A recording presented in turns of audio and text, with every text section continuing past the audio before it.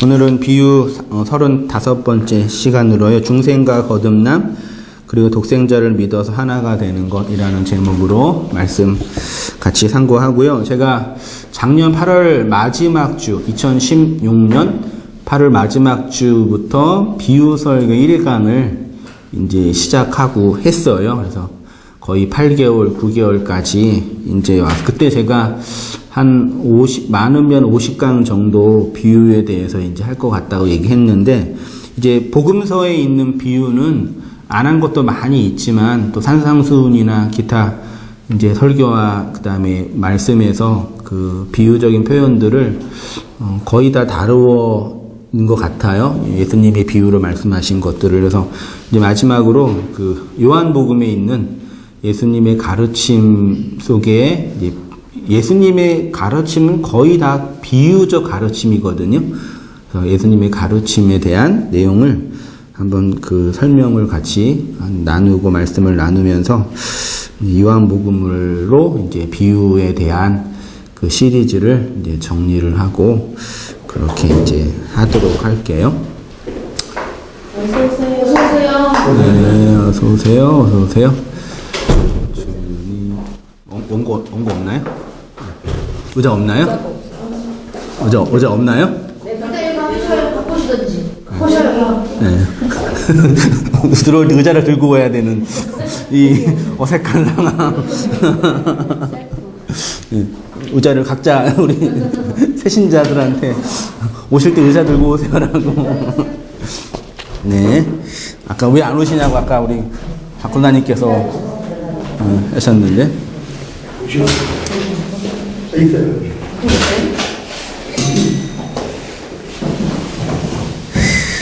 그래서 이제 요한복음에 있는 내용들을 이제 하고요. 요한복음에는 그 초기 기독교 공동체 안에 있었던 이제 구원론과 교회론적인 이제 문제에 대한 좀 답을 공관복음이 뭔지 아시죠? 공관복음. 그래서 마태, 마가, 누가복음을 공관복음이라고 이제 신학적으로 이렇게 정리를 하고요. 공관복음은 비슷하시죠? 마태복음, 마가복음, 누가복음 비슷하죠? 근데 요한복음은 다르죠? 왜 그럴까요? 다 저자가 다른데 왜 내용상 흐름이 다를까요? 공관복음은 기록된 시대가 비슷해요. 물론 마가복음이 제일 일찍 기록된 것으로 보여지지만 비슷한 어간에 기록된 여기 복음서인데 요한복음은 한 30-40년 이후에 나중에 기록된 거라 초기 그 공관복음에서 다루지 않았던 그 당시에는 없었던 그런 신학적인 문제들을 더 깊이 다루기 때문에 예수님의 생애와 설명에 대한 기술이 훨씬 더 깊지요. 그리고 훨씬 더 교리적이죠. 그런 차이가 있는데 특히 이제 요한복음에는 7가지 비유적인 가르침이 있어요. 볼게요. 요한복음 3장부터 10장까지 1장부터 2장까지는 서론적인 기술이에요. 10장까지 7가지의 중요한 내용을 비유적으로 가르치고 있습니다.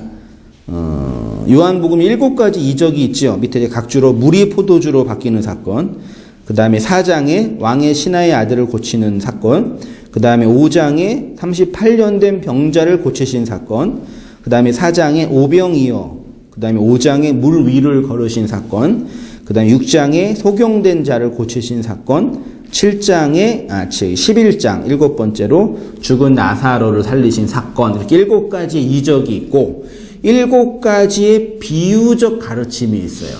그래서 이제 첫 번째가 3장의 중생. 중생이라는 단어는 성경에 없어요. 이건 신학적인 기술인데 성경에는 거듭남이라고 표현을 했죠. 근데 기독교 교리는 이걸 중생이라고 신학적으로 설명을 했고요. 그 다음에 4장에는 생수, 물, 5장에는 아들, 그 다음에 4번째 6장에서는 떡, 그 다음에 5번째 7장에서는 성령, 그 다음에 6번째 8장에서는 빛, 그리고 7번째 10장에서는 목자. 이렇게 아주 중요한 용어 단어 자체가 그 복음적 기독교적인 진술이죠. 이 단어의 의미가 뭔지 다 알고 계시는 거죠. 알고 계셔요? 대충 들어는 보셨죠. 근데 많이 들어는 보셨는데 의미를 잘 몰라요. 혹은 의미는 알고 있지만 충분히 이해하지 못해요. 혹은 오해하거나 왜곡하고 있어요. 이게 이제 되게 중요한 부분인데요. 차근차근 이제 그 7번째 비유까지 요한복음을 끝으로 짧으면 7번, 길면은 10번 정도 되겠죠. 그래서 요한복음을 마지막으로 해서 대장정에, 뭐 대장정도 아니죠. 로이드 존슨 목사님은 로마서를 12년 동안 설교했는데 한 7, 80년 전에 웨스트민스터 채플에서 로마서만 에베소서도 10년, 로마서 12년 그 설교를 했던 목사도 대단하지만 그 듣고 있는 성도들도 대단하더라. 제가 그 창세기 강의를 했잖아요. 57번 했는데 3장만 했어요. 다 하고 나니까 성도님들이 한 1년 하니까 지체들이 언제까지 창세기만 하실 거냐고. 아니 목사님 성경에는 창세기뿐이 없냐고. 그나마 우리 한국 사람이 좀 인내력이 좀 창세기 갖고 계속 하시는 분이 있어요. 네. 1장에서 3장이 제일 중요하다고. 네, 그래서 4장 나가려다가 또 새로운 또 그래서 그 영국의 로이드 존슨 목사님이 참 대단하다.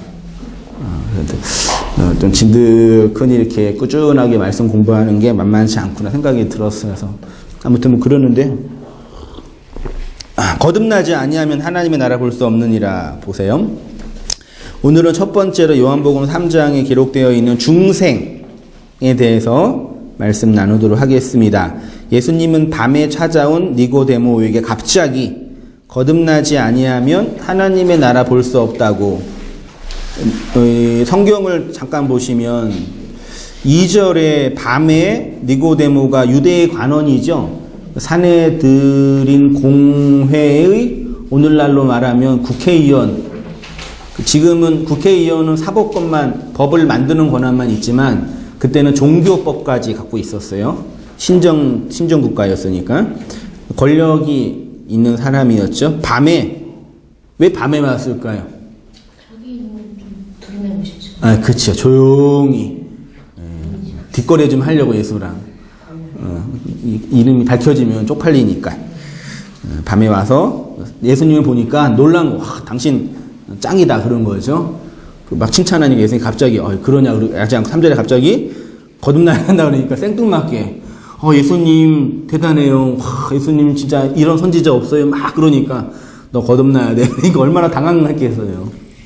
그런 상황에서 예수님이 갑자기 거듭나지 아니하면 하나님의 나라를 볼 수 없다. 이렇게 이제 갑자기 말을 한 겁니다. 여기 이 페이지로 다시 갈게요. 거듭나지에서요. 거듭나지 보이시죠?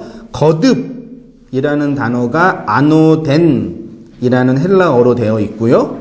나지는 겟나오로 되어 있어요. 거듭으로 번역된 아노덴은 아나라는 전치사에서 왔는데 이게 어디 위에, 위로 이런 뜻이에요. 나지로 번역된 겟나오는 나타, 누구누구의 아버지가 되다.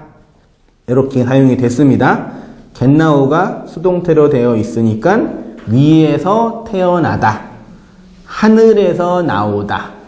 요거를 거듭나다라고 번역을 했어요. 히브리인들에게 있어서요. 아노덴, 아나의 개념은 세 가지 의미가 있어요. 세 가지 측면.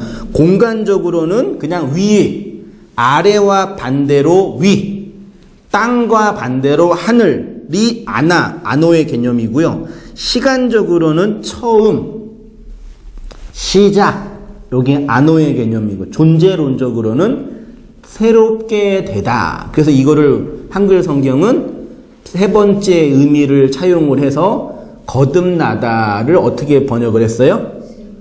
다시 태어나다. 거듭이라는 단어가 반복이잖아요. 다시 태어나다. 이렇게 이제 세 번째 의미라는 번역을 했어요. 근데 사실은 히브리인들에게는 세 번째 의미만 있는 게 아니라 1, 2, 3번이 다 있어요. 그러니까 아노덴이라는 단어를 예수님께서 표현을 했을 때는 다시 태어난다는 개념 정도가 아니라 하늘에서부터 난다 이런 개념이 포함되어 있는 거예요. 그래서 하늘을 의미하는 헬라어가 뭐예요? 우라노스. 이거 그 헬라어는 그리스 헬레니즘 문화에서 그 그리스 신화에 나오는 또 신 이름이잖아요. 우라노스. 히브리어로는 샴마인, 쉔이라고 하죠. 그 아노, 그러니까 위, 하늘 거의 동의어로 사용이 됐대요. 하늘은 위에 있는 것으로 천국을 상징하고 땅은 아래에 있는 것으로 뭘 상징해요? 지옥. 그래서 이게 좀 오늘도 또 이제 그 사탄 천사 얘기 좀 나눌 수 있는데 그 고대인들 그 카톨릭적 개념은요, 이렇게 공간이 이렇게 우리가 살고 있는 땅이 이렇게 있고 땅 위가 하늘, 이게 천국이라는 개념이고요. 땅 아래가 뭐예요? 지옥이에요. 이게 겐나 그 다음에 셰올 히브리인들에게. 그래서 땅 아래가 지하 세계. 그래서 지옥으로 떨어진다. 하늘로 올라간다. 이런 개념이서 지금 우리는 중간 상태. 이런 개념이 히브리인뿐만 아니라 종교에서 있죠. 근데 성경에서는 이 아래가 상대적인 거예요. 상대적인 거. 그러니까 이게 여기 입장에서는 여기가 하늘이고 여기가 땅이잖아요. 근데 여기는 여기 입장에서 위에 있는 거잖아요. 여기에서 볼 때는 여기가 하늘이고 여기가 땅인 거죠. 이해 되시나요? 그러니까 이게 상대적인 평가란 말이에요. 그래서 위에 있는 걸 천국이라 그리고 아래에 있는 걸, 그러니까 그 상대적인, 그러니까 그 공간적인 개념이 아니라 존재론적으로 이해되시나? 그러니까 말하자면 이렇게 있는데 여기부터는 지옥이고 여기부터는 천국이다. 그렇게 구분할 수 있잖아요. 근데 여기 있는 사람은 여기가 천국이 여기가 지옥이라고요. 그럼 이 사람에게는 여기가 천국인데 이 사람은 여기가 지옥이라고요. 이 개념 되시나요? 이 개념을요? 그러니까 이게 종교나 일반 그 철학에 이렇게 문학에서 나누어 가지고 땅 아래는 지옥, 땅 위는 천 이런 개념이 있는데 물론 이런 개념 자체가 틀린 건 아니지만 충분한 설명이 안 되는 거라는 얘기죠. 근데 천주교에서도 그 천주교 하늘 사이에 또 연옥이라는 게 또 있잖아요. 그러니까 걔네들은 그러니까 구라죠. 돈 벌라고. 연옥. 이런 개념을 만든 거죠. 연옥 개념을요. 그래서 얼마나 좋아요. 돈 벌기가. 사람들 다루기가.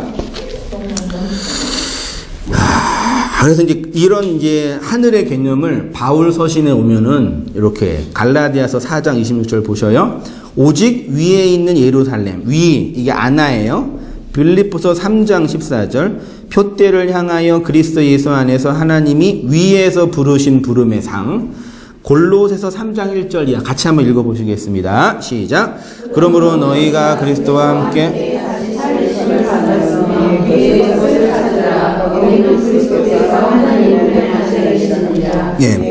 생각하고 그 위의 것이 뭐예요? 바울이 위의 것을 찾으라 그랬잖아요. 위의 게 뭐예요? 일요일 날 집에 없고 교회에 오면은 위의 것을 추구하는 거고 번 돈의 일정량을 헌금으로 드리는 건 위의 것을 추구하는 거고 이렇게 구분을 해버리잖아요. 위의 게 뭐예요? 깜깜해지죠 갑자기. 네. 그 위의 것을 생각하라 그러잖아요. 위의 것 생각하라. 자 볼게요. 성도는 이렇게 하늘에 있는 자궁에서 태어난 자입니다. 그래서 성도를 2번 태어난 자, 거듭난 자라고 표현해요. 한 번은 생물학적으로 땅에서 태어났고요. 두 번째로 존재론적으로 하늘에서 태어난 거죠. 이렇게 위로부터 태어나는 것이 하나님의 나라를 보는 것이고 하나님의 나라가 보이는 것입니다. 더 나아가 하나님의 나라가 능력으로 주어지는 것입니다.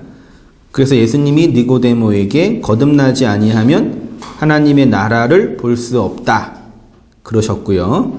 여기에 이제 하나님의 나라를 보는 것은 호 데오스 호 바실레야, 그 하나님의 그 통치를 본다는 것으로 하나님의 나라가 내 안에서 하나님의 통치로 실현된다. 그러니까 하나님이 나를 진리로 통치하고 있음을 보시죠. 하나님의 나라가, 하나님의 바실레이아가 내 안에 이루어지고 있음이 보이시죠? 하나님이 나를 통치하고 있음이, 왜 웃어요? 하나님께서 통치하면 내가 선하게 살아야 되는데 그렇지가 않잖아요. 딱 생각할 때. 내가 그래서, 악하니까. 그러시구나. 어떡하지, 우리 허집사님. 어떻게 할까요? 그치, 하나님의 통치가 이루어지면 이렇게 악하면 안 되죠? 아닌가요? 예. 그러면 통치하고 계시는 게 아닌 거예요? 아니요. 그건 아니에요? 네. 그런데 한글 성경은 볼수로 번역된 했는데요. 이 볼수, 한글로 번역된 수, 이게 능력과 가능을 의미하는 디나마이에서 뭐가 왔어요? 디나미스, 디나미오, 두나미스. 이게 뭐예요? 능력. 하나님의 나라는 말에 있지 않고 능력에 있다 그랬죠. 그 하나님의 능력이 디나마이예요. 하늘로부터 다시 태어난 그 하나님의 나라를 볼 수 있는 능력이 된다. 이 말은 거듭나지 않는 사람은 하나님의 나라를 볼 수 있는 능력이 주어지지 않는다. 거듭남과 하나님의 나라와 하나님의 나라의 바라봄은 아래의 세상에서 자연적으로 주어지는 능력이 아니라 거듭남을 통해서 하늘로부터 주어지는 능력이다. 거듭남이 뭐라고요? 디나미스, 능력이에요. 능력 받으셨어요? 네. 이런 능력 또 생각하면 또 이렇게 뭐 이상한 뭐 성령의 능력, 능력 받으셨어요. 그러니까 하나님의 나라, 거듭남이 능력이에요. 이제 제가 그 능력에 대해서 나중에 뒤에 가서 말씀드릴게요. 여러분, 우리는 그 하나님의 나라를 능력으로 받으시는 것을 믿으시기 바랍니다. 이런 거는 안 잘하셔. 그런데 여전히 율법 아래 있는 니고데모는요, 거듭남에 대해서 오해하고 있죠. 4절 다시 보시면 니고데모가 이르되 사람이 늙으면 어떻게 날 수 있습니까? 두 번째 모태로 들어갔다. 그러니까 여전히 니고데모는 거듭남을 물리적인 차원에서의 거듭남, 예수님이 안호된 다시 태어나야 된다고 말하니까 그럼 내가 엄마 자궁 속에 들어갔다가 다시 나와야 돼요? 이렇게 물어보는 거죠. 그러니까 유대인들에게 있어서 이 다른 차원의 거듭남, 하늘적 차원의 거듭남의 개념이 아예 없었던 거예요. 이게 큰 문제예요. 그렇게 율법을 연구한 율법에 관련된 일을 하고 있는 사람들이 성경을 보면서 다른 차원의 개념, 이해 못하는 거예요. 오늘도 차 타고 오다가 우리 허지사님께서 온땅교회는 그 절기를 안 지키잖아요. 절기 예배를 안 하잖아요. 제가 절기 예배를 안 하는 이유는 왜 안 해요? 돈 안 받으니까. 통한다. 야, 그런 걸 안. 그래서 우리 그 성도님들이 이제 회사 생활하면서 회사에서 기독교인들 모여가지고 부활절 예배를 이제 드리는 얘기 하잖아요. 부활절 예배를 우리 교회는 부활절 예배가 없다 그러면 그 다른 회사 동료가 이상한 눈으로 쳐다본대요. 그러니까 부활절 예배를, 부활절 절기를 안 지키면 왜 이상하게 쳐다봐요? 난 신기해 죽겠어요. 왜 그러죠? 아니, 계속 네. 그러니까요. 그럼 부활절은 성경에 있어요, 없어요? 없어요. 지금 미국에서 부활절 행사할 때 예수님의 부활은 다 잃어버리고 뭐가 나와요? 토끼랑 계란이 나와요. 토끼가 계란 들고 온다니까요. 할로윈 데이처럼. 크리스마스도 예수님의 탄생은 없고 산타 할아버지가 선물 주는 걸로 바뀌었잖아요. 절기가 변질돼요. 그러니까 저희가 부활절 절기를 안 지키는 이유는 그게 나쁘기 때문에 안 지키는 게 아니라 뭐라 그럴까요? 그 헌금 안 거두려고. 의미가 뭐라는 걸 알고. 네, 그렇죠. 우리 참.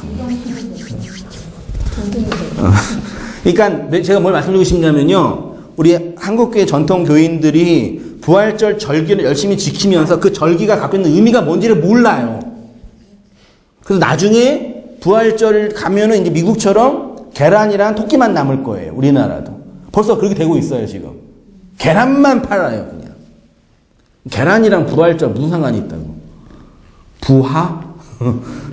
그렇게 되나요? 그러니까 의미를 모르고 의미 안에 있는 그 물질 안에 있는 의미를 잃어버린다는 얘기죠. 그럼 유대인에 있었던 이 니고데모도요, 이 하나님의 말씀의 문자와 겉만 잡고 있고 그 안에 있는 의미를 보지 못하는 차원이에요. 똑같죠?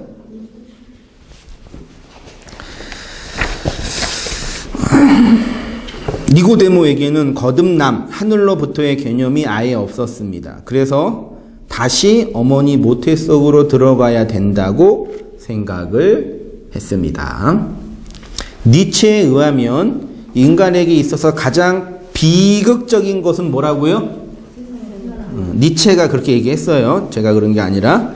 인간은 태어나지 않는 것이 가장 행복한 것이다. 왜 그랬을까요? 왜 천재인 니체는 인간에게 있어서 가장 큰 행복은 태어나지 않는 것이었다라고 정의했을까요? 생각해 보세요. 왜요? 내가 스스로 선택하고 할 수 있는 게 없다라는 걸 인생을 살면서 자각한 거예요. 이런 제길. 인간으로 태어났는데 우리가 다 자기가 원하고 좋아서 내가 선택해서 하는 거라고 생각을 하지요. 물론 그런 부분이 없는 건 아니죠. 그렇지만 지나고 나면 우리 인생에 맞잖아요. 다 경험하시잖아요. 내가 정말 선택하고 내가 원해서 한 게 없는 이 책을 알았단 말이에요.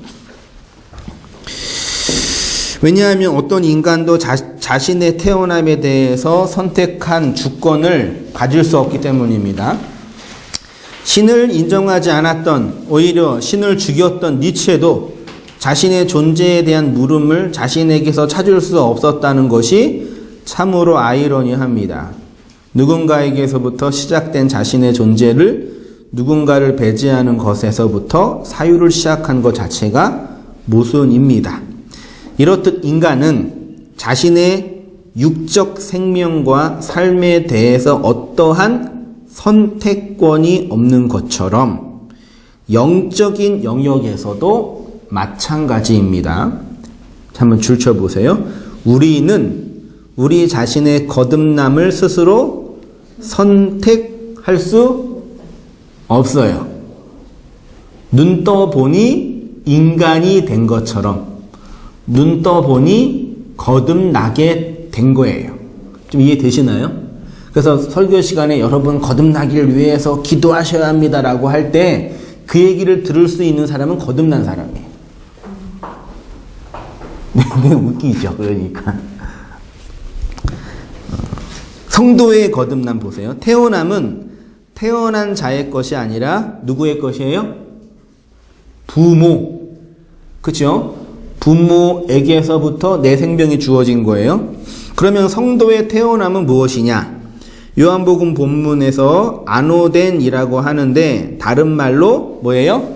하늘. 그러면 우리가 육체적으로 태어날 때 엄마의 자궁에서 아빠의 씨가 들어가 뭐가 돼요? 생명이 되죠. 그래서 어떤 분들은 남자가 도대체 한 게 뭐가 있냐? 기분만 냈지. 그렇게 얘기하시더라고요. 하늘 자체가, 샤마임 자체가요, 물이 있는 곳이에요. 그러니까 자궁이에요. 그래서 씨, 이건 말씀이죠? 말씀이 들어가서 자궁을 찍고 들어와서 생명이 된 거죠. 이게 거듭남이죠. 이게 태어난 거예요, 그냥. 육적인 건 육적인 걸로 이해하시고. 그러면 하늘이라는 하나님 나라의 자궁에서 뭐가 떨어져요? 씨가. 그래서 베드로전서 1장 23절 보세요. 너희가 거듭난 것이 썩어질 씨로 된 것이 아니요 썩지 아니할 씨로 된 것이니 살아있고 항상 있는 하나님의 뭐요? 말씀으로 되었느니라. 그러므로 모든 육체는 풀과 같고 그 모든 영광은 풀의 꽃과 같으니 풀은 마르고 꽃은 떨어지되 뭐가 남아요? 열매가 어떻게 나와요? 땅에 하늘의 자궁에 씨가 떨어져서 땅을 찍고 자궁을 찍고 나와서 줄기가 나오죠. 그 다음에 잎이 나오고 그 다음에 뭐가 나와요? 잎 나오기 전에 꽃이 나오죠. 꽃이 나오죠. 지금 뭐라 그랬어요 여기에서 24절에 육체는 풀 꽃이 떨어지면 뭐가 나와요? 열매가 나오죠.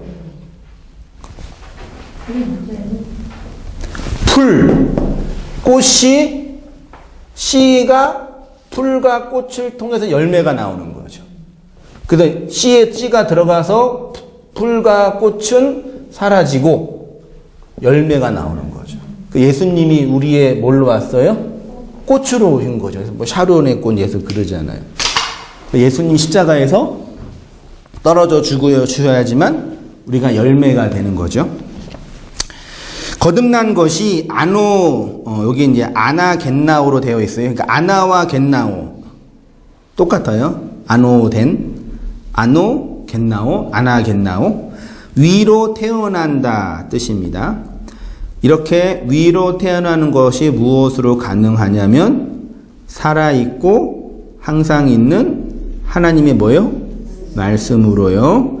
여기에서 말씀이 로고스이니까 살아있는 생명이 있는 하나님의 로고스가 하늘로부터 낳게 하는 씨가 된다.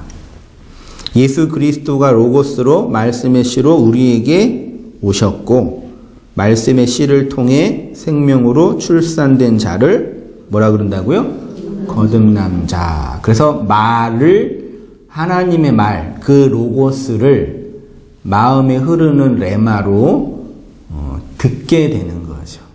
생명이 되니까요. 그래서 하늘로부터 다시 태어나는 것, 거듭남에 대해서 말씀하신 후에 그러니까 요한복음 3장을 우리가 요한복음 3장에서 알고 있는 말씀은 사실 뭐예요? 요한복음 3장 16절에 있는 말씀이죠. 하나님이 세상을 이처럼 사랑하사 독생자를 주셨으니 이는 저를 믿는 자마다 멸망치 않고 영생을 얻게 하려 함이라. 그랬죠? 그러니까 이 하나님의 십자가, 사랑, 독생자의 거듭, 이거는 거듭남의 문맥에서 주어지는 거예요. 하늘로부터 나는 것이 예수님의 십자가. 그 다음에 그 십자가는 이제 뭘로 설명하냐면 뱀으로 또 설명해요. 그래서 인자가 그 사람의 그 아들이 말씀을 가지고 우리에게 오신 그 사건이 십자가 사건이다 라고 얘기하고 있습니다. 3페이지 오른쪽 위에요. 여기에 거듭남의 비밀이 숨겨져 있습니다. 태어나는 것은 우리의 영역은 아니지만 태어난 자 안에는 생명의 본질이 있습니다. 우리의 육체의 생명이 아니라 하늘의 생명, 거듭남의 생명이 있음을 확인할 수가 있습니다. 하늘의 자궁에서 진리의 말씀으로 수정되어 진짜 거듭난 자의 생명의 본질은 뭐냐? 볼게요. 우리는 예수님의 십자가 사건을 우리를 위한 대속적 죽음과 희생적 사랑 정도로 이해하고 있지요. 맞지요? 예수님이 날 위해 죽으신 그 놀라운 사랑. 그래서 그 십자가를 믿으면 우리의 모든 죄를 용서받고 구원받게 된다고 믿고 있죠. 그러나 그 안에 중요한 구원의 요소를 알지 못하고 있습니다. 예수님이 십자가에 달려 나를 위해 죽으신 그 사건에 정말 무엇인지 제대로 모르죠. 그러니까 예수님이 날 위해 죽으신 그 사건의 의미, 다시 말해서 예수님을 믿는다. 이 사건을 예수님 믿으시죠? 네. 그 믿음의 내용이 뭐여야 되냐. 되게 중요해요. 오늘 중요해요. 예수님이 날 위해 죽으셨습니다. 그걸 믿잖아요. 그 믿음의 내용이 뭐이어야 될까요? 어떤 걸 믿어야 돼요? 예수를 믿어요? 예수님의 무엇을 믿어요? 날 위해 죽은 그 사건을 믿어요. 죽은 사건을 믿지 않나요? 네. 또 되게 중요한 예수님의 무엇을 믿어요? 예수님이 뭘로 오셨어요? 하나님의 아들로. 우리가 이 땅에 살아갈 때 하나님의 아들로 상속자로 살아가는 게 그게 믿음이 아닐까요? 그렇죠. 근데 이 문맥에서는 뭘로 오셨어요, 예수님이? 율법으로. 이게 요한복음 3장 문맥에서는 하나님이 세상을 이처럼 사랑하사 독생자로 오셨네요. 근데 그 독생자로 오신 그분이 장대에 달린 뱀으로 오셨잖아요. 그럼 하나님이 예수를 보내셔서 나를 살리셨는데 그분의 내용이 뭐냐면 장대에 달린 뱀이라는 사건이에요. 그러면 예수님을 믿는다라는 얘기는 뭐예요? 예수님이 뱀으로 오신 걸 믿는 거예요. 맞나요? 네. 정신 바짝 차리세요. 그 점이 너무 좀 과한 해석이 아니에요? 그래, 과한 해석이. 지난주 설교 강도 얘기 설교 혹시 들어보셨어요? 네. 선한 이웃으로 오신 예수님을 만나기 위해서는 먼저 뭘 만나야 돼요? 강도를 만나지 않는 사람, 물론 강도를 다 만나고 있지만 강도를 만나지 않는 사람은 사마리아인의 도움이 필요가 없거나 도움 자체를 필요하지 않죠. 그러니까 오늘날 예수님을 믿지 않는다는 얘기는 자기가 강도 만나서 거반 죽어 있는 존재라는 걸 모르는 거죠. 그런 의미로 말씀하시면 이해를 하겠고. 그런 측면을 한번 생각해 보세요. 14절부터 읽어볼게요. 모세가 광야에서 뱀을 든 것 같이 인자도 들려야 하리니 이는 그를 믿는 자마다 영생을 얻게 하려 하심이라. 하나님이 세상을 이처럼 사랑하사 독생자를 주셨으니 이는 그를 믿는 자마다 멸망하지 않고 영생을 얻게 하려 하심이라. 하나님이 그 아들을 세상에 보내신 것은 세상을 심판하려 하심이 아니요 그로 말미암아 세상이 구원을 받게 하려 하심이라. 그를 믿는 자는 심판을 받지 아니하는 것이요 믿지 아니하는 자는 하나님의 독생자의 이름을 믿지 아니하므로 벌써 심판을 받는 것이니라. 그 정죄는 이것이니 곧 빛이 세상에 왔으되 사람들이 자기 행위가 악함으로 빛보다 어두움을 더 사랑한 것이라. 악을 행하는 자마다 빛을 미워하여 빛으로 오지 아니하나니 이는 그 행위가 드러날까 함이요 진리를 따르는 자는 빛으로 오나니 이는 그 행위가 하나님 안에서 행한 것임을 나타내려 함이라. 14절에 모세가 광야에서 뭘 들었어요? 이건 민수기 21장 불뱀 사건 아시죠? 이거 다 아시나요? 성경 다 아셔야 돼요. 이스라엘 백성이 광야 길을 가니까 짜증이 났어요. 우리를 젖과 꿀이 흐르는 가나안 땅으로 인도한다며 모세한테 그 얘기 듣고 나왔어요. 나와보니까 무슨 땅이에요? 무슨 젖과 꿀이 개뿔은 광야야. 그 뒤집어진 거예요. 모세 나와 그러는 거예요. 왜 우리를 이걸로 인도해서 화가 나서 막 불평을 했어요. 그 하나님 어떻게 했어요? 요놈들 봐라. 불평해서 죽었어. 그리고 불뱀, 독성이 강한 뱀을 보냈어요. 그리고 다 물렸어요. 불뱀에 물리면 이제 독이 퍼져서 호흡장애나 막 눈 뒤집어지고 죽어가잖아요. 그때 모세가 하나님께 기도해서 치료책을 줬는데 치료책이 무슨 약이 아니라 노뱀을 만들어서 장대에 달아서 높이 올린 다음에 뭐 하라 그래요?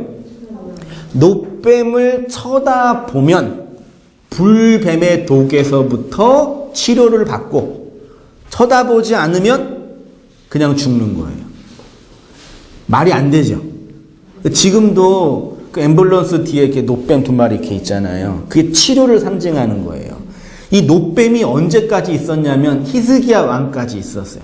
이건 만들어 놓고 요거 만들어 놓고 요거를 우상으로 섬긴 거예요. 치료의 그 부적처럼. 그러니까 지금 그런 게 중요한 게 아니라 그 이스라엘 되게 쉽죠. 뭐 네가 지금 이 뱀독에서 구원받으려면 절을 3번 하고 약을 타서 먹어야 되고 뭐 고행을 그게 아니라 그냥 노뱀을 쳐다보면 살아. 너무 쉽잖아요. 근데 쳐다봤어요, 안 쳐다봤어요? 안 쳐다봤어요. 쳐다본 사람이 있어요. 쳐다본 사람은 구원받지만 안 쳐다본 사람들도 있단 말이에요. 그 사람 어떻게 돼요? 죽지요? 오늘날 예수를 쳐다보지 않는 이유는 뭐 때문이에요? 다시 이스라엘 백성이 노뱀을 쳐다보지 않았다고 할 때 어떤 사람이 쳐다보지 않은 그 심리는 뭘까요? 왜 노뱀을 그게 뭐가 어려워? 요거 하면 되잖아. 이렇게 했다가 이렇게 정 안 되면 억지로 이렇게 다 이렇게 하면 되잖아요. 근데 이렇게 안 봤어요. 왜 안 봤을까요? 몰린지 모른다. 이 사람 이때는 뱀이 우상이었어요. 뱀 우상이었기 때문에. 아니 뱀한테 놀랐는데 또 뱀을 바라보라고 하니까. 그치요. 네. 그러니까 이거예요. 나를 문 그 뱀을 쳐다보는 것 자체가 싫은 거예요. 다시 말해서 우리로 하늘에서 예수님을 믿는다라는 얘기는 뭐냐면 예수가 나를 문 불뱀이라는 걸 인정하는 거예요. 뭐 별로 아닌가요? 왜 오늘날 그러니까 사람들이 예수 믿는다 그러잖아요. 그 믿는 거는 뭐냐면 그러니까 나한테 구원을 주시는 어떤 능력이 많으신 신이에요. 그 믿는 거 아니에요. 그 예수가 나를 이렇게 죽이고 있는 불뱀이라는 걸 인정해야 그 예수를 쳐다볼 수 있단 말이에요. 이게 이해되시나요? 왜 사람들이 예수를 진짜 믿지 못하냐면 그 예수가 나를 문 불뱀이라는 걸 모르기 때문에 그걸 인정하기 싫기 때문에 안 쳐다보는 거라니까요. 예수님 믿는다는 얘기 어떤 의미인지 아시겠어요? 다 볼게요. 왼쪽이에요. 뱀으로 오신 예수요. 노뱀은 당연히 십자가에 달리신 예수님을 상징합니다. 그러면 불뱀은 무엇을 상징하냐? 불뱀도 예수를 상징합니다. 율법으로 오신 예수, 강도로 오신 예수를 상징한다 할 수 있습니다. 그러니까 예수님께서 우리를 구원하려고 두들겨 패신 거예요. 할렐루야. 그래서 거반 죽이신 거예요. 그래서 다시 오셔서 내가 널 구원할게. 병 주고 약 주는 거예요. 근데 하나님 항상 그러시더라고요. 이석도 갖다 바치락 해가지고 또 살려내고. 왜 그래? 왜 그러세요? 왜 바치락 해가지고 또 살려내고. 그러니까 자기가 거반 죽어서 두들겨 맞았는데 나는 맞고 있지 않다라고 생각하든지. 그러니까 여러분 심리적으로도 볼 때요. 인생에 큰 그 트라우마 같은 거 상처를 입을 때 예를 들어서 말도 안 되는 일을 당해 내 자식이 죽는다든지 사업이 망한다든지 그런 일을 처음 경험할 때 우리가 처음 어떻게 이걸 받아들여요? 맨 처음에 그 전에 그걸 부정해요. 안 죽었을 거야, 아닐 거야. 그러다가 이제 받아들이는 과정이 있는데 예수님이 이 복음과 진리를 통해서 그 예수가 나를 구원하려고 강도로 오셨다고, 율법으로 오셨다고, 나를 율법의 세상에 보냈다는 걸 자각할 때 맨 처음 일어나는 반응이 거부예요. 인정하지 않아요. 그 속에서 이제 그리스도의 말씀에 의해서 내가 죽어가는 경험들을 하는 거예요. 무슨 말씀인지 아시죠? 좀 이해가 더 됐습니다. 이해가 되시죠? 우리 서지사님과 다른 분 다 이해되시나요? 강도 만나셨나요? 두들겨 맞아서 겁반 불뱀에 물려가지고 죽어 가셨나요? 노뱀을 쳐다본다라는 것은 믿음입니다. 그래서 믿음으로 예수 그리스도의 십자가를 보면 구원받는다라는 교리가 나온 것입니다.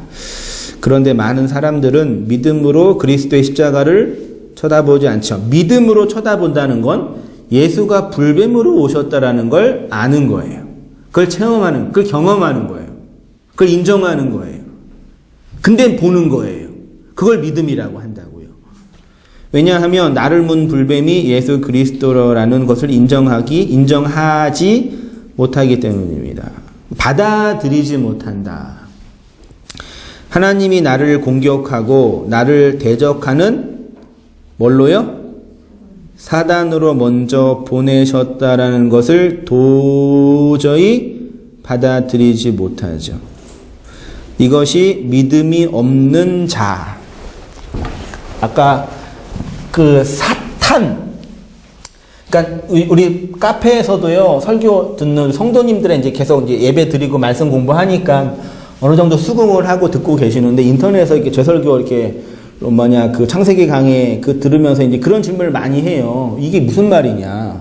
예수님이 뱀으로 오셨다는 게 뭐고, 하나님이 사단으로 오셨다는 게 뭐냐? 계시록에 가면은 그 무저갱에서 사단이 올라온다고 하는데, 그럼 예수님이 사단이란 얘기냐?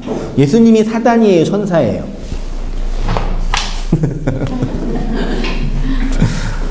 예수는 되게 상징적인 의미예요. 그게 사단이에요? 천사예요? 이것도 말이 안 돼요. 사단의 반대가 천사예요?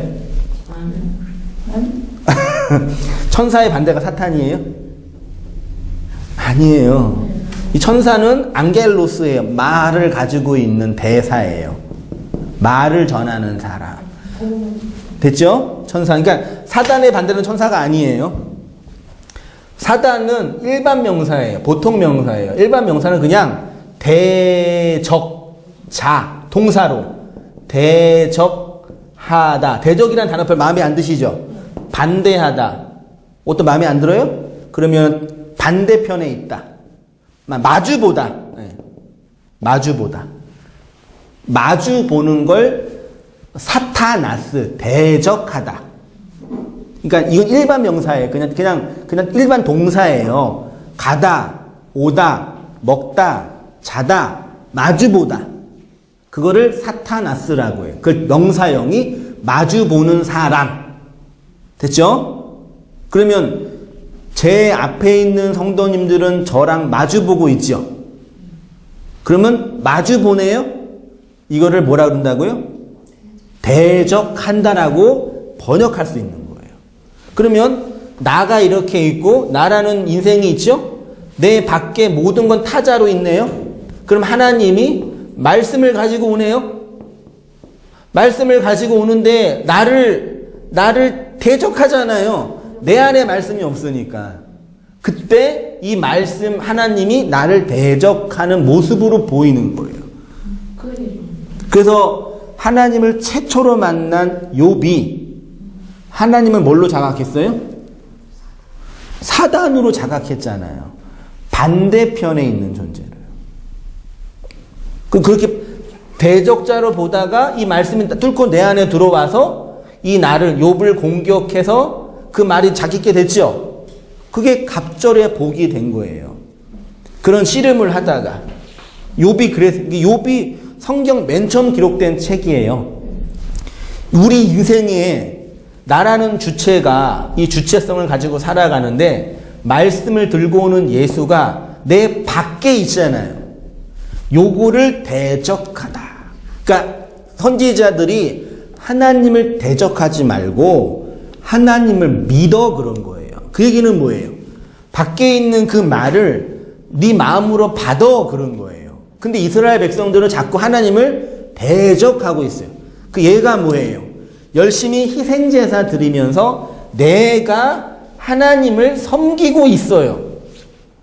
그거를 대적한다라고 성경이 표현을 하는데 우리는 그거를 왜곡된 의미로 받는 거예요. 어떤 의미인지 아시겠죠? 이해되시나요? 그러면 하나님이 여기 있냐 여기 있냐 이 차이겠죠. 그런 의미에서 대적한다. 그런 의미로 사단이라고. 네. 사단이라는 단어 자체가 그런 의미예요. 그런 의미만 이해하시죠. 됐죠? 아니 의미를 갖고 말을 하면 안 돼. 아니 그러니까 지금 말씀 그냥 설명하시는 의미를 말을 하면 안 돼. 의미가 되면은 그게 그리스도. 그러니까 이 문제가 왜 생기냐면 사탄이라는 기본적으로 이렇게 된 이유가 되게 많이 얘기하지만 이원론이랑 이원론이랑 말하자면 일원론이 있는데 요거는 이 우주의 원리가 두 개가 있다는 얘기예요. 우주의 원리는 두 개의 원리, 선이 있고 악이 있고 이거는 우주의 원리는 뭐예요? 하나란 뜻이에요. 철학적인 사유에 그냥. 근데 이렇게 보는데 문제는 뭐냐면 이 선에 뭐가 있냐? 하나님이 있고 여기 악에 뭐가 있냐? 사단이 있다고 해석을 해버리는 거예요. 이 두 개가 싸우는 거라니까요. 이게 틀린 건 아니죠. 맞죠? 근데 이게 하나가 돼야 돼요. 그러면 내 밖에 있는 내 밖에 있는 하나님의 말씀이 내 대적자로 있으면 선악이 되는 거잖아요.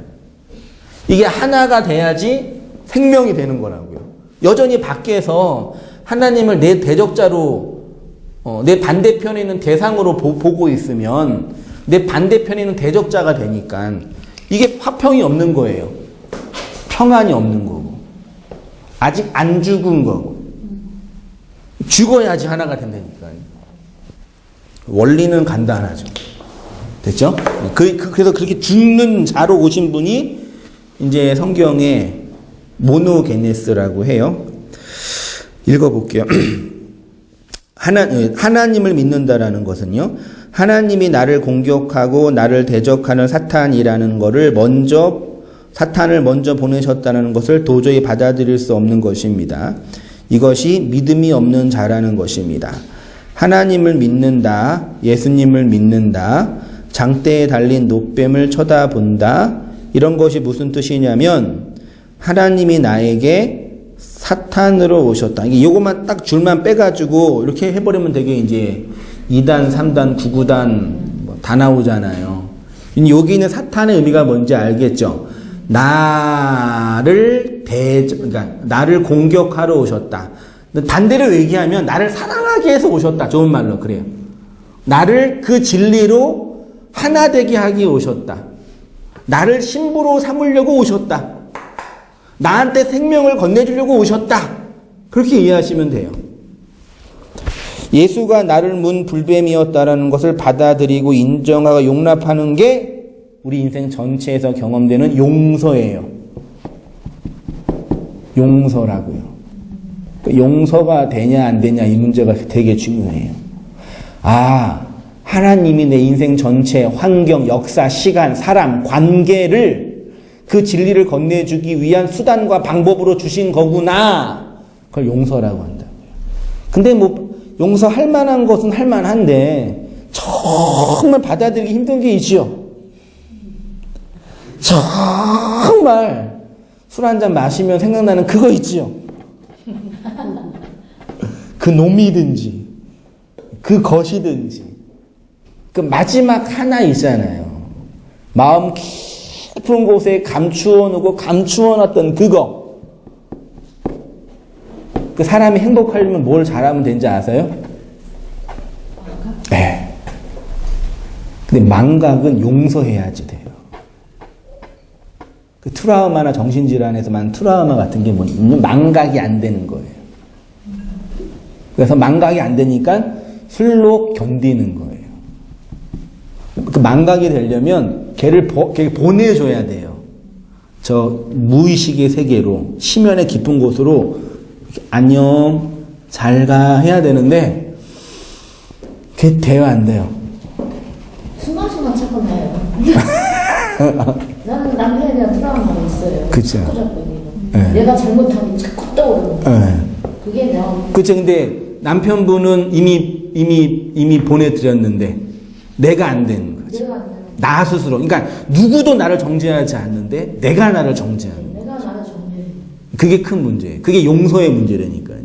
그 하나님이 이런 나를 사랑하려고 그 대적자로 오셨구나.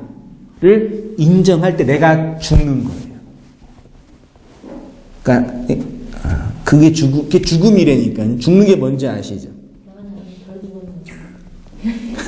오늘 나는 남편들도 나를 이렇게 하려고 한다는 건 뜻은 알아요. 아, 뜻은 예. 아는데 내가 안 죽고 자꾸 살아남는 거예요. 그렇죠. 예. 자꾸 떠나서 내가 나를 정죄해요. 그걸 벗어버려야 되는데 그게 쉽다. 그 서집사님뿐만 아니라 다 그런 그 감추어져 있는 자기만의 그 은밀한 죄와 악들이 내재되어 있어요.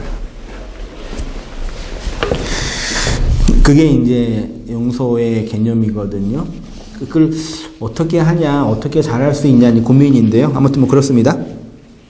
하나님의 심판 속에 있는 인생들이요. 누가 하나님의 심판을 받습니까? 하나님의 독생자의 이름을 믿지 아니하는 자가 심판받습니다. 아니 이미 그거 자체가 뭐라고요? 심판, 스스로 날 심판하고 있잖아요. 잘 생각해 보세요. 하나님을 대적하고 하나님 반대편에서 불뱀에 물려 죽어가고 있는 그 상태가 심판입니다. 그를 믿는 자는 심판받지 않는다고 하는데 어떻게 심판받지 않습니까? 이미 심판을 받았으니까 심판받지 않게 되는 것입니다. 하나님이 나의 대적자로 예수 그리스도를 불뱀으로 우리 인생 역사 속에 보내셨습니다. 그래서 그 불뱀에 물려 죽어가는 것이 심판받는 인생이죠. 니체는 자신이 불뱀에 물려서 죽어가고 있음을 자각했어요. 쳐다보지 못해.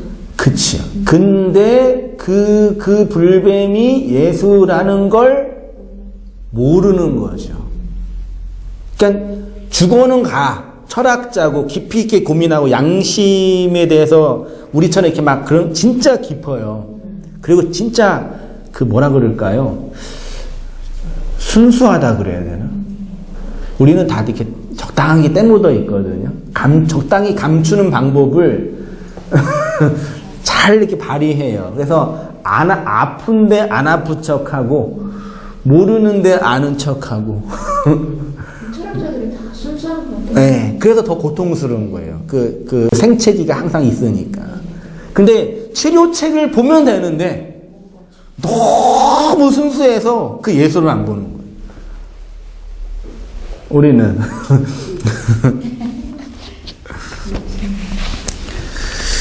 독생자의 이름을 믿지 않는 자들이요. 그런데 심판 속에서 로고스가 내 인생 속에 떨어졌습니다. 이 로고스가 내 안에서 생명이 되는 것이 하늘로부터 나는 것, 거듭나는 것입니다. 이것이 독생자의 이름을 믿는 것, 나에게 하나가 된 분으로 오신 예수를 믿는 것이 독생자의 이름을 믿는 것입니다. 그러니까 불뱀과 놋뱀은 뭐라고요? 하나. 그 하나. 그 모노게네스. 독생자. 둘로 보면 심판, 저주입니다. 그 불뱀이 놋뱀이고 놋뱀이 불뱀임을 모노게네스로 오신 말씀으로 하나가 되면 그걸 뭐라고요? 믿는 자, 신실한 자, 충성된 자 이렇게 표현을 해요. 신명기 11장 27절 같이 읽어보겠습니다. 시작. 너희가 만일 내가 오늘 너희 하나님 여호와의 명령을 들으면 복이 될 것이요. 너희가 만일 내가 오늘 너희에게 명령하는 것에서 돌이켜 떠나 너희의 하나님 여호와의 명령을 잊지 아니하고 본래 하는 사실을 발견하리라. 내 하나님 여호와께서 내가 사자를 땅으로 너를 인도하여 계실 때에 너는 그리신 산에서 축복을 선포하고 에발산에서 저주를 선포하라. 네, 신명기 복은 누가 주셔요? 복은 누가 주셔요? 하나님이 주시죠. 어려워요 이게요. 복은 누가 주셔요? 하나님이. 왜요? 다음 질문이 걸리시구나. 저주는 누가 주셔요? 이제 아시겠어요? 저주는 사탄이 주는 게 아니에요. 이거 보세요. 여기가 애굽에서 나왔죠. 광야에 있죠. 쭉 가면 어디 있어요? 가나안이 있죠. 어딜 통과해야 돼요? 에발산, 아니 그린심산과 에발산. 네.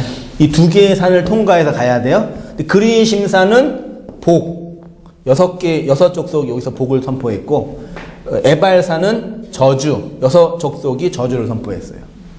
이 복과 저주를 통과해야 가나안 땅에 들어가요. 이 두 개가 하나님이 주신 하나구나. 그거를 광야에서 경험하는 거라니까요. 근데 이 인간들 자꾸 맨날 나눠 이렇게. 아니야, 하나님은 복을 주시는 분이야. 사탄이 역사해서 그러는 거야. 그러니까 지금도 사탄이 역사하지 않도록 대적기도 그놈의 대적기도는 가게에 뭐가 흘러요? 맞아요? 가게에 흐르는 저주가 있어요. 아, 이때니까요. 네. 이게 그 가정마다 DNA가 다르고 성향이 달라요. 그래서 그 가정마다 독특한 DNA가 있어요. 그래서 정신질환, 가난, 질병, 부모님이 안 걸리면 자식도 안 걸릴 확률이 높죠. 그게 저주라니까요. DNA. 그래서 부모님이 암에 걸렸으면 조심해야 돼요. 우리 교회에도 이렇게 신장이식 받은 전사장님 계시는데, 그분이 뭐 잘못해도 받는 게 아니라 집안 내력이에요. 다 집안 내력이 신장 때문에 고생과 일찍 돌아가시고. 그러면 거기는 저주받은 집안이? 그러니까 그런 저주의 현상을 보면서 이게 왜 일어나는지를 알아야 된다니까요. 근데 우리는 이게 무슨 뭐 사탄이 역사했네, 뭘 안 해서 그러네. 그러니까 우리 인생 속에서 다 걸리는 저주가 다 있어요. 각 사람마다. 근데 목회자 무당들이 와가지고 네가 기도 안 해서 그래, 헌신 안 해서 그래, 애기 껴서 다 얘기하면 쫄잖아요. 목사한테 대들어서 저주가 났어. 나 그거 들었어요. 우리 그래서 남편이 죽었대. 남편 그 목사한테 대적했다고 죽었다고. 직접 자기가 유튜브에 올렸던데. 가서 좀 한 대 때려주세요. 제가 때려줄까 가서. 그렇게 이제 그런 얘기 이제 더 이상 그런 얘기가 나한테 저주가 안 되려면은 이걸 해결해야 돼요. 내가 경험하고 있는 죄, 악, 저주가 하나님의 그것이 아니라 인생 속에서 경험하는 현실이구나. 내가 험한 세월을 살았구나. 사는 게 만만치 않구나. 그걸 인정해야죠. 그게 하나로 보는 거죠. 답은 쉽지요? 그치만 또 어렵죠. 살기는 어렵죠. 왜 답은 쉬운데 살기가 왜 어려운지 제가 말씀을 드릴게요. 대한민국을 움직이는 힘이 뭐예요? 국가를 움직이는 거대한 힘이 있지요. 그게 뭐예요? 사랑, 관심, 배려, 뭐예요? 그걸 한마디로 말하면 권력이라 그래요. 이 권력 국가적 집단적 차원은 권력이고요. 개인적 차원은 뭐라 그래요? 제가 자주 말씀드렸어요. 개인의 권력은 욕망이에요. 그러니까 그래서 한 나라의 권력 집단이 있죠. 그 정치 권력. 정치 권력은 누가 갖고 있어요? 대통령. 그 대통령 그게 중요한 거예요. 또 문화 권력. 그 아이돌 그러잖아요. 우상, 걔네 신이에요. 송중기 신이죠. 박보검, 공유. 누가 가서 공유 비판하면 요거도 먹어요. 그 나쁜 새끼라고 막 그러면은 요거도 먹어요. 네가 뭔데 공유를 비판하냐고. 신이의 문화 권력 갖고 있어 걔네들이요. 그 다음에 정치, 그 다음에 경제 권력 갖고 있죠. 다 개별적 권력이 있어요. 근데 대선은 못 뽑는 거예요. 요 정치 권력만 바꾸는 거예요. 그러니까 사람 대통령만 바꾸면 나라가 변할 거라 생각이 드는데 착각하지 마셔요. 요 하나의 권력만 바꾸는 거예요. 삼성이 있어요, 대통령이 있어요. 현대가 있어요, 대통령이 있어요.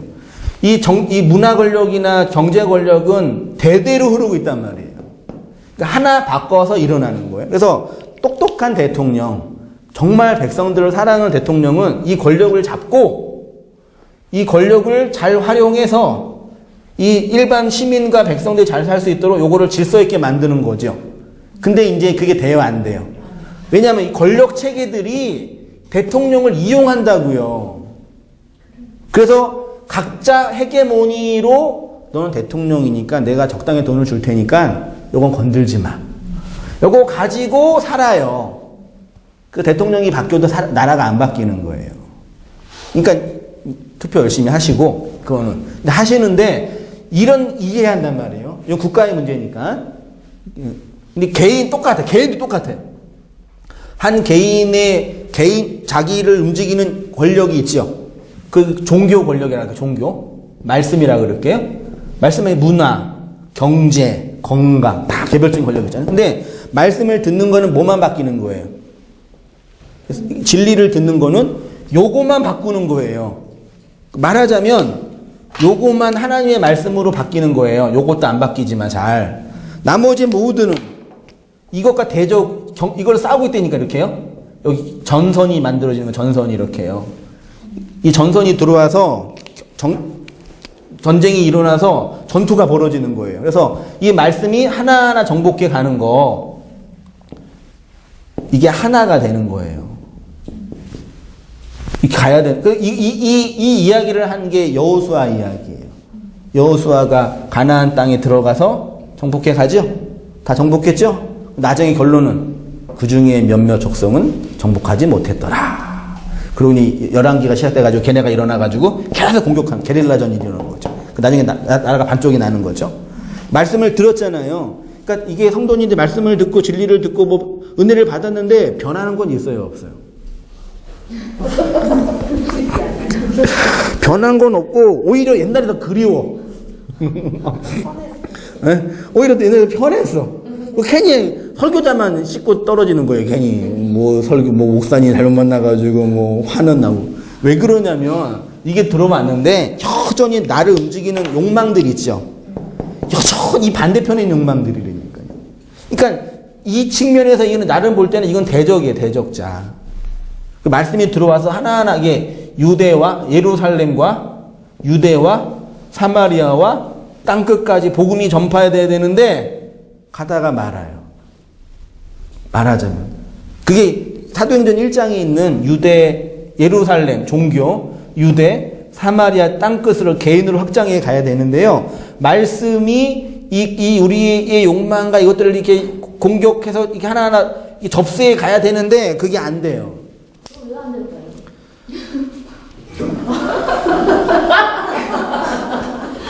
설교에 능력이 없어서 그래요. 아니요, 목사님 말씀드린 게 아니라 저 개인이 안 된다 이 말이에요. 안 되더라고요. 안 되겠어. 장군사님 왜 안 돼요? 나 그럼 부딪히면 나는 숨이 막힌 거예요. 네. 그거 자체가 말씀과 내가 전쟁을 하고 있다라는 증거예요. 예, 그리고 우리의 신앙은 그 말씀이 반드시 이긴다. 그 견인 교리를 믿고 신앙생활을 하는데 우리의 개인적인 현실 속에서는 끊임없이 실패와 좌절과 원망과 뒤돌아봄들이 있는 거죠. 승리한다는 건 이제 제가 확신을 하는데 막 부딪힐 때마다 막 숨이 확. 근데 이제 그게 아마겟돈 전쟁이에요. 무적행의 전쟁이고, 그러니까 교회 전체적으로 볼 때는 교회가 성장하지 않는 것처럼 보이고, 목사가 타락한 것처럼 보이고, 교권이 힘이 없는 것처럼 보이고, 기독교 세력이 떨어지는 것처럼 보이는데, 제가 개인적으로 볼 때는 하나님의 나라가 확장되고 있는 거예요.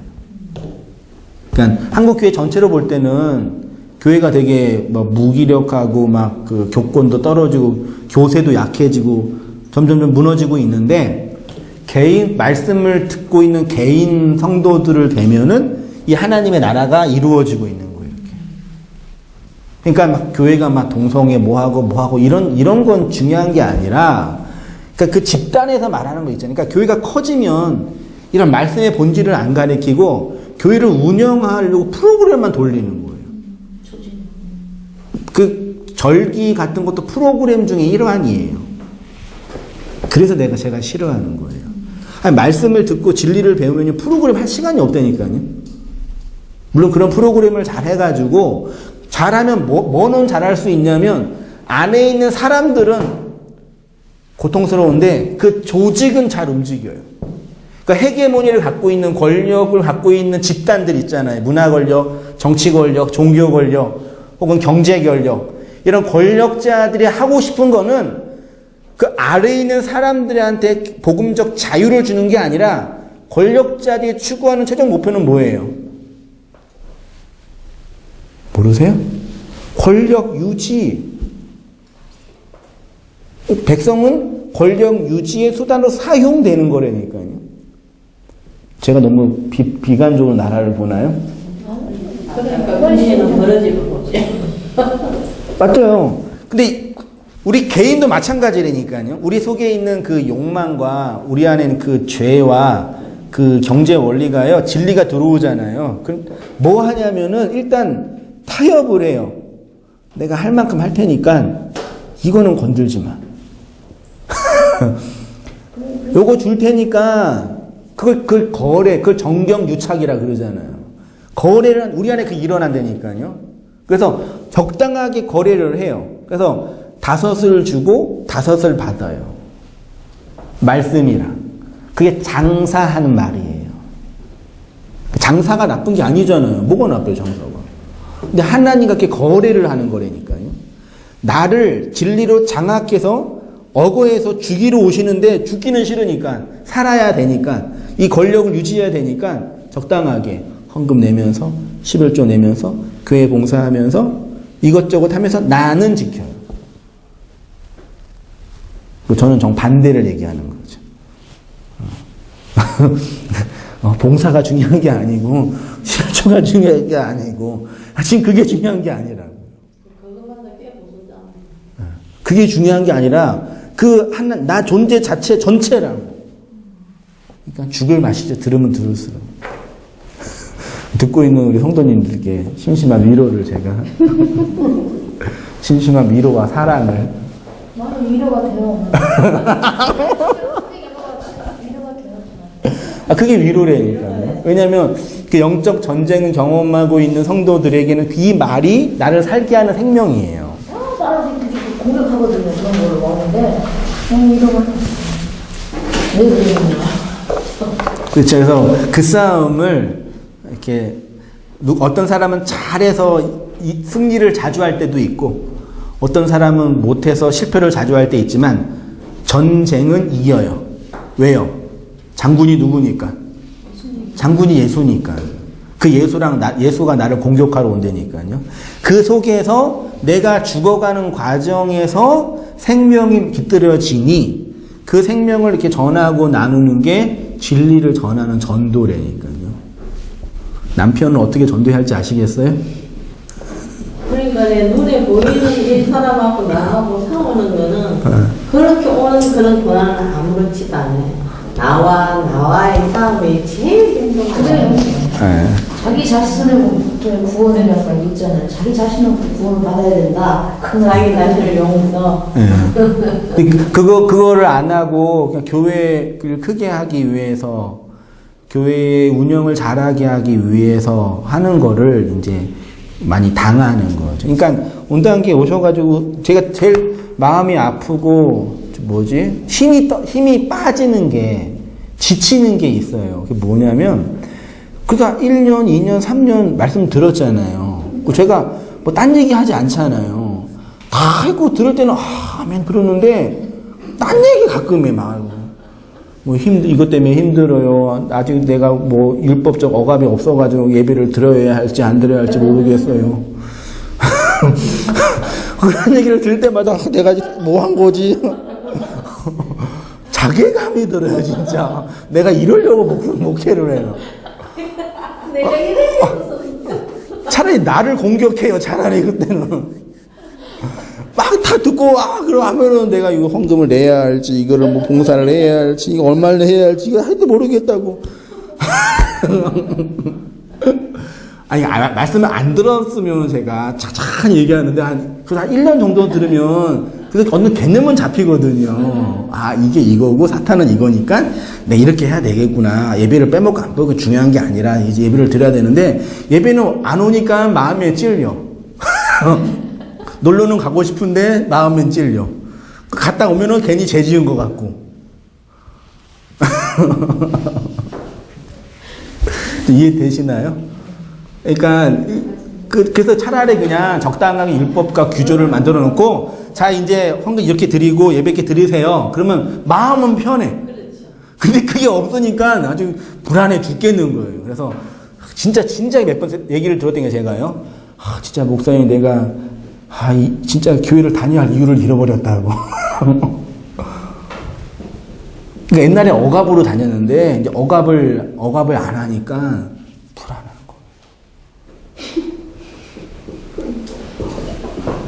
거예요. 내가 뭐 열심히 기도한다고 뭐 내 인생 들어줄 것도 아니고.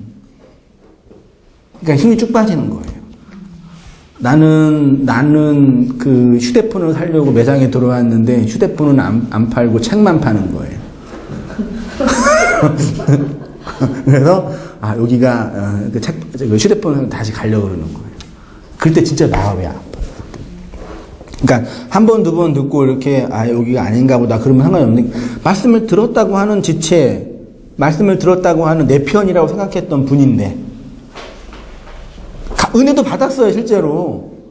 기복주의, 뭐, 이런 목사 타락했고, 막 비난하고, 다 했어요. 나중에 자기 안에 여전히 그게 있어서 정리가 안 되는 거예요. 그때는. 책임감이 없어지는 거죠. 그치, 그런 거죠. 이런 책임감. 이런 표현이에요. 그거 제가 많이 느껴요. 그러니까 옛날에 책임감은 율법적 억압이었는데, 근데 이제 진리에 의해서 자원하라, 발런티어를 하라 그러니까 하기가 싫은 거라. 자원봉사는 싫거든. 의무감이 없어지죠. 그렇죠. 이런 심리. 여태까지 계속 의무감으로 했는데 의무감을 없애니까 의무감 말고 진짜 움직여진 그 생명이 있잖아요. 내가 이혼을 안 하는 게 의무감 때문에 이혼을 안 하면 되겠어요? 그 생명으로 하는 그 차원을 얘기하는데 오랫동안 이렇게 숙달되고 경험되고 이게 몸에 배어 있으니까 갑자기 옷을 바꿔 입으려고 그러니까 이게 이렇게 잘 안 맞는 듯한 뉘앙스가 들어요. 세월이 흘러야 돼. 네, 맨날 이렇게 작업복 입다가 하나 입으려고 그러니까 이 불안한 거죠, 이렇게. 부담스럽고. 이게 좀 이렇게 점점 더 에고이스트가 네. 돼가는 느낌. 네. 그게 뭐예요? 이게 이렇게 지금 현재 저는 그래요. 그런 차원에서 이제 내가 죽어가는 과정에서 그 왜곡된 것들이 이제 재정립이, 그러니까 이 공격해가는 이 재정립이 필요한다니까요. 제가 그 존재의 피라미드라고 항상 표현했는데 아무 시간이 없으니까요. 그래도 죽어가는 것 속에 정립해가는 거 다 경험하세요. 이제 말씀을 들으시면서 뭐 대동소이하지만 다 이렇게 그것들을 경험하면서 죽어가는 경험이 있는 거죠. 근데 그 죽어가는 경험을 많이 하면 할수록 더 에고이스트가 되어간다는 느낌. 에고이스트는 나를 사랑하는 거예요? 이기주의, 이기적인 거, 나밖에 모르는 거, 뭐 이런 거. 그러니까 이게요. 그러니까 나를 사랑한다는 차원이, 그러니까 더 많이 그 얘기를 해야 되는데, 예를 들어서, 물론 어른들은 그게 잘 돼 있어요. 우리 부모님이 저한테 이 가족 사는데, 예를 들어서 내가 원하는 게 정말 있거든요. 내가 먹고 싶은 게 진짜 있어요. 예를 들어서 제가 딸기를 먹고 싶어요. 근데 우리 집사람한테 이번에 딸기 먹고 싶어 그러면 사줘요, 안 사줘요? 안 사주죠. 남편이 뭐 중요해요? 그래서 여보, 담비가 딸기 먹고 싶대.